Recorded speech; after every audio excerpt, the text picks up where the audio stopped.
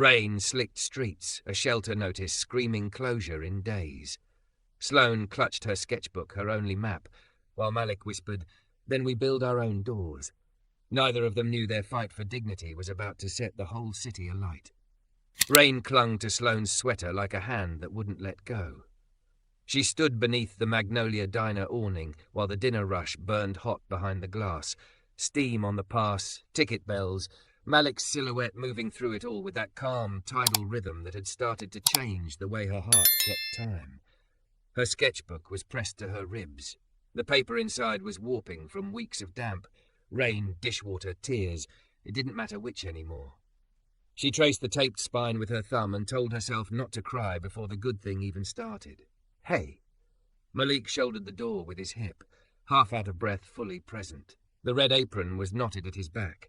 The pen behind his ear had a smear of green ink where the cap was cracked. 5 minutes. Owen'll scream if I take 10. You okay? Define okay. The city had turned mean around the edges again. The day center printer had eaten her interview forms. The shelter's locker key had gone missing and then unmissing inside someone else's pocket. Her shoes were talking to the sidewalk through slit soles. But Malik's eyes were steady and warm, and that changed the math. Yeah, she said, mostly. He read the mostly without prying. Come on. He guided her down the side stairs to the narrow alley landing where the grease trap hummed and the night carried its wet metal smell. He offered his hoodie, the black one he kept on a hook behind the pass. It was warm from his body and too big, and when she pulled it on, the sleeves swallowed her hands. You always look like you solved a puzzle no one else knew was there, she said, trying to make a joke of the way his presence felt like shelter. He smiled, a little crooked. I'm good at 2 things, not burning mushrooms and seeing the next right thing. He leaned his shoulder against the brick. What happened? She told him. Not everything. Her pride was still a stitched thing she protected, but enough. The job lead that vanished after they saw her mailing address. The gallery owner who took her portfolio and then asked, "Is this all trauma art?" in a tone like mould. The bus pass that ran out today, not tomorrow like she'd calculated. How she'd smiled anyway until her cheeks hurt from lying. When she ran out of words, rain filled the space. He didn't rush to fix it. He'd learned the shape of her silences like he'd learned the grill, how to leave heat where it needed to be, how to flip at the right second. Okay, he said. Tonight you eat. After close, we swing by trays and grab that foam mattress topper he's not using. We'll cut it to size for your cot. Tomorrow you come early. We'll print clean copies of everything and I'll walk you to the community office so you don't have to do that line alone. Deal? She hated how quickly relief brought tears to her throat. You can't keep. Helping? He shrugged. Sure I can. You're not heavy. I am. She tried to make it light. Thick and heavy. Ask gravity. That's the second thing I'm good at, he said. Lifting. His smile softened. You know you lift me too. The word hung. Lift. She'd drawn it last week as a set of hands and a sun and a ladder that was also a spine. You're going to make me cry in front of the grease trap, she warned. Cry in front of the grease trap, he said. It's seen worse. He had to go then, the bell calling him back. Inside the heat and clang, he moved like choreography. Sloane stayed on the steps, hoodie around her like a yes she hadn't yet learned to accept without arguing. Across the street, the co-op gallery threw white light onto wet pavement. Posters taped inside advertised the new show, reclaimed wood frames, portraits of people with clean hair, and curated sadness. She stared until her reflection layered over the glass. Messy ponytail, cracked knuckles, hoodie that said Magnolia on the chest, eyes that were both too tired and too alive. Stop staring like you can will a door open, Renee said, appearing as if called by skepticism. Elegant, monochrome, glasses cutting the night into clean geometry. If you draw on their window again, they'll call me. Not my best protest, Sloane muttered. You made the E in gallery into a person, Renee said. I liked it. She angled a look. You still sleeping at the day centre? For now. Come by the studio in the morning, Renee said. I need help sanding frames, and I pay in cash and critique. You can hang around after and use the light. Sloane opened her mouth to refuse, pride's reflex, then shut it. Okay. Renee studied her a second longer. You're allowed to accept help from people who aren't Malik, you know. He's easier. He is, Renee agreed. That's not the point. She touched Sloane's arm. Don't let your hunger make you polite with the wrong mouths. After the rush, Malik slid a plate over to her spot at the counter the way he had the first night, a ritual carved into muscle memory. Late-night staff rice, an egg like a small moon, pickled radish like confetti. Eat, he said, and when she rolled her eyes, doctor's orders. You're not a doctor. Chef is just French for edible doctor. She laughed around the first mouthful and felt her body unlock in grateful increments. He told her about Nana, how she'd whispered recipes like maps, how she'd taped little notes to his lunch as a kid.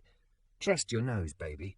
He asked about her drawings, the new series with thread and grocery receipts, the one of hands lifting a table from beneath instead of above. That killed me, he said. It looked like the table was levitating, but it was just honesty. You always talk like that? She asked. Like you swallowed a poem? Only when I'm with someone who'll taste it. Her cheeks warmed. I'm going to steal that line. Please do. Put it under your name. I want to see it on a wall. A commotion at the door snapped his head up. Two guys came in loud, rain-slick, one of them with that deep-itch meanness that wants audience. They pushed past the wait list, snapped at Owen and took 2 stools as if the room belonged to their shoes. Malik clocked them in a glance, saw the angle of their shoulders, the way their eyes already wanted to make something smaller than themselves. He kept his voice even. Fellas, there's a wait. We're sitting, the mean one said. He slapped the counter with his palm. I want the special. Special's patience, Owen called from the past without looking up. The guy's smile sharpened. He leaned towards Sloane, close enough she smelled wet cigarettes. You with this one? He flicked his chin at Malik. He your rescue project? Sloane felt her old heat rise, the one that used to make her say whatever burned fastest, even if it cost her later. She swallowed. She remembered Renee. Don't be polite with the wrong mouths. She also remembered Malik's quiet, how he could make a room notice itself by refusing to perform for it. She's with me, Malik said, level, and she's eating. Relax, the guy sneered. We're customers. Not yet, Malik said, and the room shivered. Not loud, not soft. Just a line drawn with a carpenter's pencil across the grain. Owen was there then, all husk and decades. Take a seat on the bench like everyone else, or take a hike, he said. Your choice decides whether my fryer mysteriously breaks when your order comes up. It didn't explode. Some nights do. This one deflated instead. The men looked around and noticed the diner's eyes. Trey's lazy grin turned razor, Renee's stare that could pace out a crime scene, Nana's photo on the wall catching a reflection that made everybody behave like their grandmother could see. They backed out with muttered bravado. The bell sighed behind them. You good? Malik asked Sloane, quiet again, as if the room's normal had never left. I hate men like that, she said, the kind who think everything is for them to put hands on. He nodded, a scar on his knuckle pale beneath the fluorescent halo. Me too. She reached for his hand before she could argue herself out of it. His palm was warm, work rough, steadier than anything she'd known in a long time. You know, she said, and the words came out like a step over a gap. I told you before you lift more than just weight. He held her eyes, unblinking. You do too. Later, when the diner went soft around the edges and the dish pit quieted, and the night declared itself empty of emergencies, they walked to Trey's. The second-floor walk-up smelled like guitar varnish and laundry sheets. Trey shoved the mattress topper at them with the triumphant generosity of a man who'd been waiting all week to help. Make it fit, he said, and made coffee like a friend makes a spell. Back at the shelter, Malik carried the foam like a rolled cloud. Sloane unlocked the locker and pulled the cot straight. He cut the pad clean with a bread knife he'd brought in a paper bag, laughing when she raised an eyebrow. It's a knife, he said. It cuts. She smoothed the new softness. The cot looked almost like a bed. Her body ached with gratitude so sharp it felt like grief wearing nicer clothes. Stay for a minute, she asked. Just sit. He did. They sat shoulder to shoulder, not touching at first, then barely. She showed him a drawing from the day, a diner counter that was also a long dock, people perched like birds, a man carrying a tray that was also a small boat. He traced the negative space with his finger, not touching the paper. You always make the empty parts the most important, he said. They are. What would you fill this one with, if you could? Breath, she said, the kind that doesn't hurt. They didn't kiss. It felt like they had, somehow, something pressed between them and named true. When he stood to go, he tugged the hoodie's hood up over her hair. Tomorrow, he said. Tomorrow, she echoed. When he left, she lay on the foam and stared at the ceiling until the noise of the shelter settled into its nightly chorus. She thought about doors and rooms and mouths and hands. She thought about Malik's quiet and her own loud, and how both could be instruments if played on purpose. She whispered thank you to an empty part of the drawing no one else could see, and let her body sink into a softness she hadn't earned but had accepted, which was the point. Then she slept like a person who had decided not to starve her hope anymore, even if morning asked hard questions again. Morning light finds Sloane already awake, foam topper holding the shape of a better night. She folds the shelter blanket along the seam Renee showed her, small dignity, crisp corners, and tucks her sketchbook into the hoodie like a heartbeat. The rain has rinsed the city to the colour of new nickels. Her bus pass is dead, but her feet work. She walks, counting cracks, naming each one after something she survived. Renee's studio smells like sawdust and citrus oil. Light pours in clean, square panels. Frames lean against walls like quiet spectators. Renee hands her ear protection and a sanding block. Long strokes, she says. Don't fight the grain. You're persuading, not punishing. They work side by side, the sound of grit like dry surf. Sloane watches the way Renee checks for smoothness with the back of her fingers, not the fingertips. More sensitive, Renee says when she catches the look. Calluses lie. By 10, Sloane's arms hum a good ache. Renee pays her in cash, a stack of fives folded around a business card. Stay, she adds. The light is in a mood today. Use it. Sloane spreads her paper on a drafting table and opens the book of receipts she's been saving.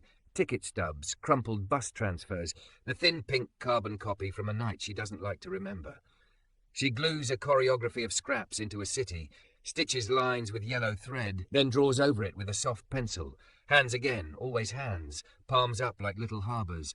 Renee circles behind her and makes a small pleased sound. You're building a language, she says. It's learning to speak you. Sloane half laughs. Do languages get hungry? All the good ones, Renee says. Now go eat. The diner is mid-morning, slow, sunlight slicing the steam into tame pieces. Malik is at the counter printer feeding resumes like communion. He looks up and breaks into that low-wattage smile that still flips her insides. You beat me, he says. I was about to come haul you. I sanded frames, she reports, setting the cash on the counter like proof. I'm dangerous now. Lord help us, Owen mutters, walking by with a pot of coffee and a soft pride that he doesn't bother to hide. He tops off Sloane's mug as if he's been doing it for years. Malik slides a neat stack toward her. Shelter letterhead form. Resume with the typos hunted. A simple artist statement Renee bullied her into writing. Read these, he says. If your stomach growls louder than your pride, I'll feed the louder one. She reads. He listens to her mouth the words she's still getting used to. I am an artist. I work with discarded paper and thread to build maps of care. She signs with a hand that shakes less than it used to. He scans the pages to a thumb drive and tucks it into a little plastic case like a jewel. Community office opens in 20, he says. We can beat the worst of the line. The line is still long. It always is. Fluorescent lights, seating that assumes no one has a spine. The security guard watches like he's memorizing trouble.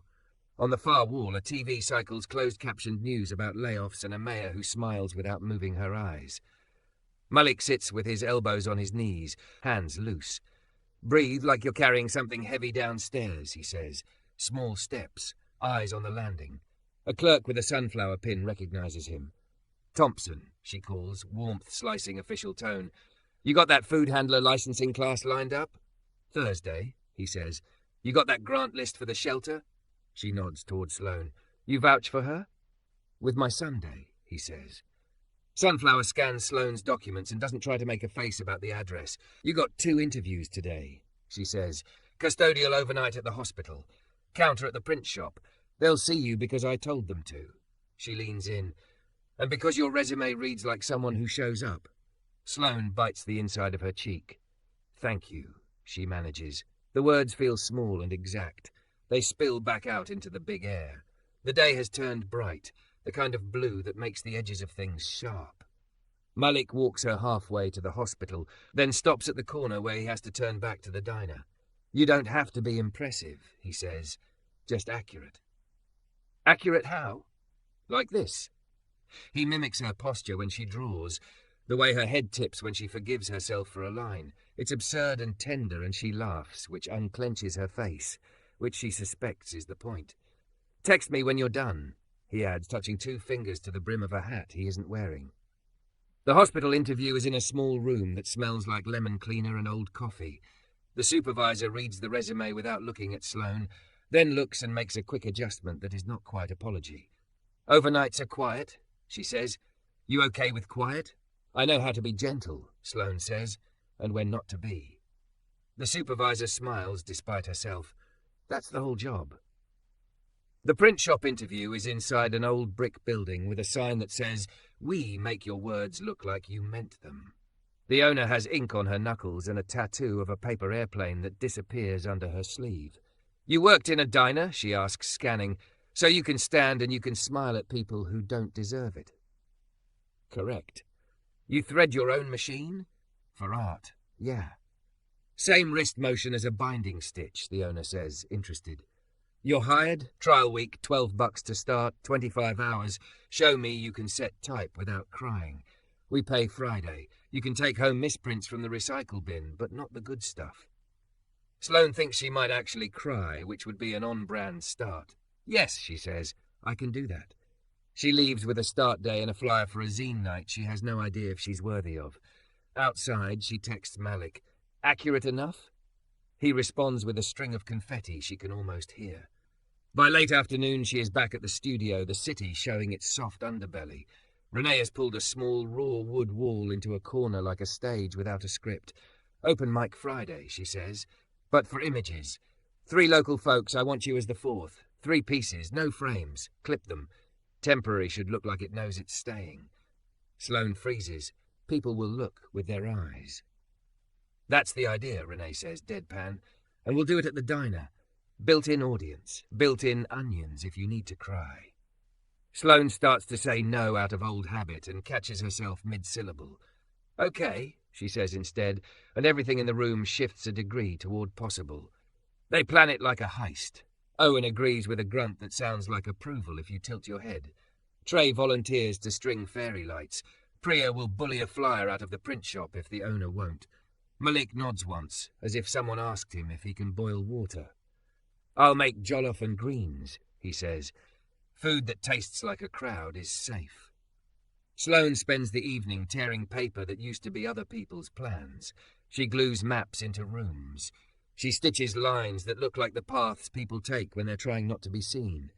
She draws a long counter that could be a dock again, but this time she draws hands outstretched beneath it, like a choir that knows the next note by breath alone. At close, the diner hums on a low frequency that means family. Sloane and Malik leave together, their footfalls setting a rhythm. On the bridge, the river wears the sky like a scarf. Sloane stops halfway and leans on the railing. The wind lifts hair from her neck. Tell me a nana note, she says. He grins. Don't salt a pot to punish it. He slides his palm to the rail beside hers. Your turn.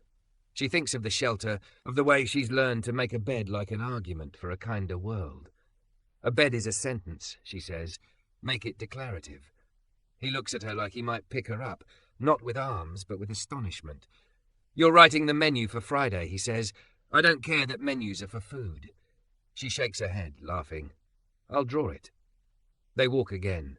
At the far end of the bridge, a jogger stumbles, catches herself, laughs into the wind. The city says goodnight 100 different ways. Back at the shelter, a yellow notice flutters on the lobby corkboard. Programming changes. Temporary closure of women's dorm, relocation info to follow. The date stamps the week after next. Sloane stares until the words blur, then steady. Around her, the room doesn't react. No one reads corkboards until they need to. She takes a photo with hands that have learned not to shake when it matters. She texts it to Renee and Malik, then tucks her chin down into the hoodie and goes to her cot. The foam holds. The night is loud. She pulls her sketchbook close and draws a new thing she has never drawn before. A small house with wheels and a table that folds into a bed and a shelf for 3 books and a window that knows the exact angle of morning sun. Under it, in pencil, she writes a sentence that isn't a prayer so much as a plan. We'll build it if no one else will. The night before the diner show, Sloane couldn't make her hands stop moving. She sat cross-legged on the foam pad, hoodie sleeves pushed to her elbows, scissors open on the floor. Strips of paper, receipts, bus stubs, torn flyers, spilled around her like a nest she had finally admitted belonged to her. She stitched a red line through one collage until it looked like a scar and then like a road. She drew over the scar a pair of hands, one lifting, one holding. When she leaned back, her chest hurt with how true it looked. The dorm buzzed with other women's night sounds. Phones glowing under blankets, a baby whimpering, a fight muttered into pillows. Tomorrow, strangers would look at her work. Tomorrow, she would stand in front of them and claim it out loud. She pressed her thumb to the pencil line until the paper gave. "Don't salt a pot to punish it," Nana's voice in Malik's mouth whispered back. Sloane closed the sketchbook, lay down, and repeated the sentence until sleep came. Friday dawned bright and almost cruel. At the diner, Trey was already climbing on chairs to string fairy lights. Renee leaned against the counter, ticking off setup tasks with military precision. Owen muttered about fire codes but left the lights anyway. The smell of onions and tomato paste drifted from the kitchen. Malik's jollof simmering low, greens hissing in oil. Sloane slipped in, carrying her rolled pieces under her arm. She had washed her hair in the day centre sink that morning, borrowed eyeliner from a girl in the cot next to hers, and tied her hair back in a messy bun that looked intentional. The hoodie hung loose, but she'd stitched a bright scrap of red fabric onto the pocket. Something about that little flag made her stand taller. "You're early," Malik said, emerging with a ladle in his hand and sweat at his temple. His eyes softened when they landed on her. "Good." "I couldn't sit still," she admitted. "Everything feels like it's vibrating." "That's nerves," he said. "Means your body knows something matters." He reached out, brushed a smudge of charcoal from her cheekbone. "You're ready." By dusk, the diner was full. Regulars who'd never missed a Saturday pancake special. College kids curious about art in a diner. Shelter friends who whispered, "That's Sloane," as they slid into booths. The little stage they had built out of risers and borrowed rugs glowed under fairy lights. Owen rang the bell with a spoon. "Welcome to Magnolia's first Friday show. Food's on the pass, tips go to the shelter's women's dorm fund. Don't clap off beat or I'll throw you out." The room laughed, tension cracked. The first performer was a high schooler who read a trembling poem about eviction. The second, a painter who spoke about his mother's hands while showing canvases clipped to string. The third, a singer whose voice filled the fry-grease air with something holy. Then Renee looked at Sloane. "Your turn," she said. 3 pieces. Sloane's stomach dropped into her shoes. She carried her collages up with hands that shook until she clipped the first one to the board. It was the dock counter drawing, this version bolder. Stools like birds, hands beneath like water. She cleared her throat. "This is about places that look like one thing but feel like another," she said. "Like a diner that's also a harbour." She read the small text stitched into the margin. Her voice wobbled but held. People leaned closer instead of away. The second piece, a city built from torn receipts, threaded with yellow. "This is about maps you don't get from Google," she said. "The kind you make with your feet. The kind you follow when you're broke and stubborn but still moving." The last piece, the scar road with the 2 hands. Her chest clenched. "This one's about weight," she said. She looked at Malik, standing at the pass, ladle still in his hand. "About how some people lift more than just things. They lift you, even when you don't think you deserve it." The room was quiet in a way that didn't feel empty. Then someone clapped, and the clapping spread until it was a roar inside that little diner. Sloane felt her knees might give, but her spine stayed straight. She bowed her head not in shame, but in gratitude so sharp it almost split her open. After Malik found her outside, leaning against the brick, the night cool on her flushed face. "You did it," he said simply. "I didn't throw up," she said, breathless. "That's basically a miracle." "You were honest," he corrected. "That's rarer."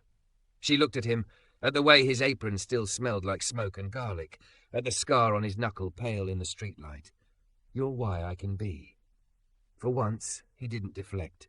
He stepped closer, close enough she felt the heat from his body. "You don't need me to be brave, but I'm glad if I help." "You do." Her throat tightened. "You're the first person who ever made me think maybe my weight wasn't something people should drop." His eyes softened. He lifted a hand, calloused thumb brushing the red scrap sewn to her hoodie pocket. "Sloane," he said, voice low, "you lift me too." The city noise dimmed. She leaned forward, and when their lips met, it wasn't fireworks but something steadier. A light turned on in a room she hadn't entered before. When they pulled back, she laughed, almost startled. "We're kissing next to a grease trap again." "Tradition," he said, grinning. Later, with the diner cleaned and the lights unplugged, a small group walked Sloane back toward the shelter. Trey carried his guitar, strumming lazy chords. Renee carried leftover flyers. Malik carried nothing, but walked close enough that his sleeve brushed hers with every step. At the corkboard in the lobby, the yellow notice still fluttered. Dorm closure. Women muttered, some too tired to care yet. Sloane looked at it and then at Malik. "They're shutting us out." He nodded grimly. "We'll find another door." "No," she said, surprising herself with how fierce it came out. "We'll build one." He studied her face, then smiled slow, proud. "Then we start tomorrow." She climbed into her cot, foam topper beneath her, sketchbook in her lap. She drew a small building on wheels again, this time not just for her, but for all of them.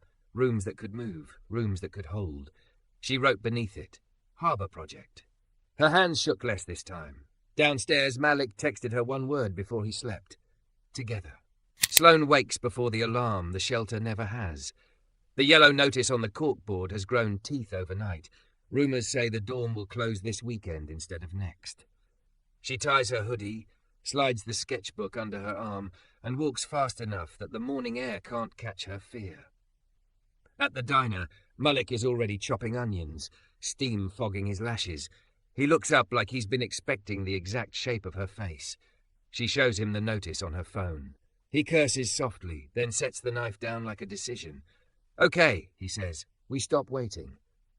They make a list at the corner stool. What a small harbour needs. Lockable storage, a clean cot, a light, a charging port, wheels. Sloane flips to her drawing of the little house and begins annotating, left margin to right. Hinges, casters, water jug, fold-down desk. She writes Harbour Project across the top in block letters and underlines it twice. Renee sweeps in with graphite on her fingers and a raven's eye for crisis. "The rumour's true," she says, tapping the screen. "City maintenance, excuse on the notice, budget in truth. We have 5 days. 2, Sloane says, before women are sleeping on sidewalks again." "Then we build something in 1, Renee replies, as if she's offering a weather report. "Studio's open, Trey's got tools. The print shop owes me for the flyer I designed that made their cash register blush." Owen slides coffee across without asking. "You break my back room, you fix it. You need a van, talk to my cousin Rodney. He sells terrible cars that run forever." Sloane's first day at the print shop starts with ink under her nails and the owner's quick nod. "You set type like you've been nice to your wrists," the woman says. "Good. Today, posters." Sloane feeds paper, sets headline, and bites her lip only when the serif refuses to sit. At lunch, she prints the Harbour Project handbill between runs, 2 per page, black ink thick and sure. "We build small harbours, a folding cot with dignity, a box that locks, a light, a plug. Build day to day, donations and hands welcome." She watches the words stack into a small army. It feels illegal and holy. Outside, she and Renee staple flyers to poles with an outlaw efficiency. They hand them to people who don't ask why. They already know why. Trey texts a photo of a gutted cargo trailer. Rodney says $700 cash. I said $500 and 2 free guitar lessons. He said yes if the lessons are for his wife. Owen forwards a contact. City code guy named Hector. Not a cop. Knows the difference between helping and pretending to help. By late afternoon, the studio smells like wood and will. Trey spreads a canvas drop cloth. Renee chalks measurements on plywood in crisp sentences. Sloane sorts hardware like prayer beads, bolts in a yogurt tub, hinges in a mug that says "World's Greatest Boss" with the apostrophe missing. Malik arrives with food in one arm and a borrowed jigsaw in the other. "Okay, crew," he calls, apron already dusted with flour. We cut, we sand, we test. Sloane takes the lead before she can argue herself out of it. The cot folds up into the wall on piano hinges, she says, pointing, voice steady because her drawing is. The storage goes under, drawers that lock. The desk folds down from the opposite side. The light bar runs off a battery we can charge at the diner. The first unit parks under the gallery awning tonight. Wheels? Trey asks. Casters with brakes, she says. Big ones. Portland sidewalks have opinions. They work. Trey sings nonsense words over the saw's whine. Malik measures twice and once again eyeing corners like a chef eyes heat, never trusting it, always respecting it.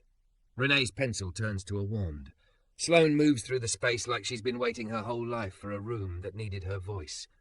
Hector, the code guy, shows up in a yellow safety vest that makes him look like a lighthouse. He takes in the trailer, the makeshift workbench, the women with staplers, the men with saws, the child of someone's neighbour counting screws in neat sets of 10. What is it? He asks, not unkindly. A bed you can move, Sloane says, wiping sawdust on her thighs. A door you can lock, a promise someone can sleep inside without answering questions. He walks slow around the frame, fingers grazing the plywood like a doctor reading an X-ray. This is not quite a vehicle, he says. Not quite a structure. That could be good or terrible. Terrible, Malik asks, neutral. If someone with a badge wants it to be, Hector says. But also good if someone wants to pretend it doesn't exist. I can pretend. He squints at the wheel size. Go bigger. Sidewalk yawns. And no extension cords across public right-of-way. Battery or nothing. Battery, Malik says. I'll ask Sunflower for the charity box from the community office. Hector nods. And sand those edges like you're building for your own kid. He lowers his voice. My sister could have used one of these. I would prefer not to impound it by mistake a week from now. Sloane meets his eyes. We'll put your name on a plaque inside the first one, she says. Not for politics, so it remembers how it got to exist. He smiles, real, quick, human. Do it, he says, and put fewer staples in poles. The city pretends to care. By nightfall, the first harbour unit stands on its wheels, a pale wooden rectangle with a door, a slot window, and the suggestion of a tiny porch. Trey paints the trim the red of Sloane's hoodie pocket. Renee stencils a small lighthouse on the corner, light beam pointing toward the latch. Malik installs the light bar and flips the switch. The little space glows like a held breath. They push it together down the sidewalk, laughing when the casters catch and whooping when they roll true. People step aside and clap without knowing why. At the gallery's awning, Sloane turns the handle and opens the door. Inside, the cot unfolds with a clean sigh. The drawer slides home. The light warms the plywood to honey. Try it, Malik says. Sloane climbs in and lies down, staring at the window's slice of street. She feels the shape of a night that could be hers and others. She sits up, tears hot. It's so small, she says, and it's enough. It's a room that says yes, Renee answers. That's bigger than square feet. A woman in a blue coat stands just outside the light, hat pulled low. She reads the stenciled harbour and raises a hesitant hand. What is it, she asks. A place to sleep, Sloane says, stepping out. If you need one. The woman swallows. Tonight I do. Sloane glances at Malik. He nods, tenderness widening his eyes. They show the woman the drawer, the latch, the little laminated card with Hector's name and a phone number for. If someone gives you trouble, call this and say Hector said. The woman steps inside, shoulders dropping like a bad thought sliding off. It smells like wood, she says. Like my granddad's shed. Sloane tucks a small battery lantern on the shelf and a book Renee presses into her palm. Poems that don't judge. We'll knock in the morning, Sloane says. If you want to move it with us, you can. If not, we'll roll it to you somewhere new. The woman's thank you is not a whisper. It's a statement. They walk back quiet. The city softer where the little room glows. At the corner, Malik stops and pulls Sloane in with his eyes before his hand. You built a room, he says, wonder loosening his voice. With your drawing, with your mouth, with your hands. We built it, she corrects. But she feels the we like a new muscle she has permission to flex. They spend the night drafting a plan in the studio, 3 more units by Sunday, a rotation schedule, a sign-up sheet with first names and no questions. The print shop promises laminated cards. Owen volunteers the alley for charging the batteries. Trey knows a drummer with a truck. Sunflower texts a photo of a donation jar full of crumpled dollars. The city tried to cut. The city can try again. We're faster. At dawn, Sloane slips into the diner while Malik preps onions, and for a moment everything is sound. Knife whispering through layers, radio low, the fridge motor like a purr. She sets the menu she drew on the pass, a list of food and words. Magnolia tonight, jollof and greens, food that tastes like a crowd is safe. Harbour Build volunteer shift, 6 to 9 p.m. Zine night. We make your words look like you meant them. Malik reads and makes a sound that sits somewhere between a laugh and a vow. He touches the paper as if it could feel. Declarative, he says. A bed is a sentence, she replies. So is a menu. He leans across, foreheads touching, both of them smelling like coffee and work. You lift more than just weight, you know, he murmurs. So do you, she says, and the truth of it feels like a foundation under their feet. By noon, volunteers fill the studio. By evening, 2 more harbours stand ready. Hector signs off with a shrug that means I didn't see anything, and a look that means I saw everything. The first woman steps out of the unit in the morning and writes her name, Delilah, on the clipboard beside a column labelled Where to tomorrow. She adds in parentheses, I can work evening shift. Good at sweeping. Better at listening. Sloane pins the paper to the corkboard and draws a small lighthouse in the corner. Then she picks up a drill without asking who else can. The word together hums in her pocket like a live wire. Saturday night, the studio is lit like a festival. Drop chords zigzagging, tools stacked on tables, wood dust softening the concrete floor. 3 harbour units already stand lined along the back wall, doors painted the red of Sloane's hoodie pocket, each glowing with its own battery lantern. The 4th is halfway done, Trey balancing on a ladder, Malik holding the frame steady, Renee snapping orders like a conductor. Sloane moves between them with a drill holstered at her hip, a roll of sketches tucked into her waistband. She doesn't notice at first that people keep filtering in. Not just the handful who promise to help sand and paint, but strangers carrying bags of screws, extension cords, leftover plywood. Word has travelled faster than she thought. A woman from the shelter pushes in a shopping cart full of blankets. A student group from the art school unloads brushes and half-used cans of paint. Owen arrives last, gruff and muttering, with trays of foil-wrapped sandwiches. Nobody builds on an empty stomach, he growls, though his eyes gleam proud. By 9, the studio hums with 40 bodies. Someone starts a speaker in the corner, soft jazz spilling under the hammer thuds. Children chalk the floor with crooked lighthouses and names. Sloane watches, stunned. Her drawings are on the walls now, taped up for reference, and she realizes they've become blueprints for dozens of hands. Malik catches her staring. This is you, he says, voice low under the saw. This is us, she corrects, but her chest burns with something she hasn't let herself name. Belonging. Close to midnight, the 4th harbour rolls out into the alley, its fresh paint gleaming. A cheer rises, ragged and real. Sloane climbs inside to test it, brushing her palm over the fold-down cot, the drawer that closes with a clean click, the tiny shelf where someone's Bible or sketchbook might rest. She lies down and stares through the slit window at the stars blurred by city glow. The wood smells like promise. When she steps out, Malik is waiting, hands dusty, shirt damp from sweat. He doesn't say anything, just holds her gaze until the noise around them blurs. Then he touches her face with the same care he gave the cot hinges. She leans in and their kiss is not the tentative brush of the alley nights before, but something anchored, something claimed. The room erupts into whistles, Trey shouting, "About damn time!" and Owen muttering, "Keep it down, wood glue's still setting." Sloane laughs into Malik's shoulder, a laugh she didn't know she had left. Sunday morning, the first 4 harbours are rolled to the shelter's lot. Women line up, some cautious, some with tears already in their eyes. Delilah, the woman in the blue coat, steps forward first. She opens the door to the unit she slept in last night, then presses her forehead to the frame. "It feels like someone believed me," she whispers. Others follow, choosing units, signing the clipboard with shaky or steady hands. One writes only an initial. Another draws a flower instead of a name. Sloane kneels beside each, explaining the latch, the light switch, the drawer. Malik lugs blankets and pillows, arranging them with the quiet efficiency of someone who knows comfort isn't decoration, it's survival. David Carter appears just before noon. His suit looks out of place against the plywood and chalk, but his eyes are sharp with something more complicated than disapproval. He watches Sloane crouched beside a unit, guiding a teenage girl's fingers over the lock. Then he clears his throat. "Sloane," he says. She stands, brushing sawdust from her thighs. "Dad." For a beat, silence stretches. Then he extends a folded packet.